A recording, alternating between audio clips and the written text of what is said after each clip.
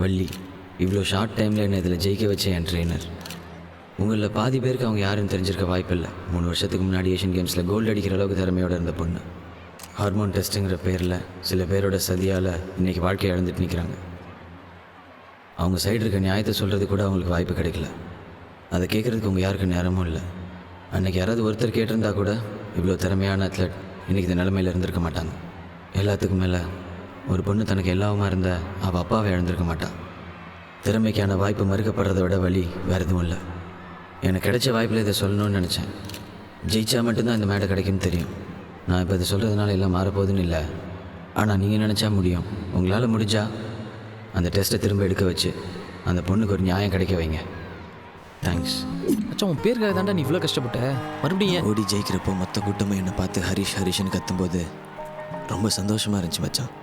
பெருசாக ஏதோ சாதித்த மாதிரி இருந்துச்சு. ஆனால் அப்போ தான் ஒன்று தோணுச்சு.